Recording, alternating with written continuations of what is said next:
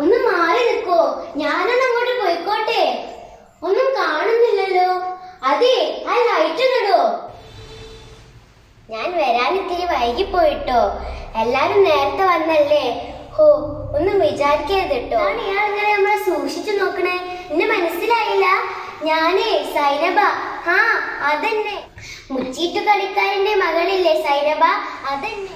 അല്ലോ, ബാപ്പല്ലേ പോണേ? ഇതെപ്പോഴേനി കാണണ്ട. അതാ പുറത്തേക്ക് പോണ. ഹാവു, സമാധാനായി.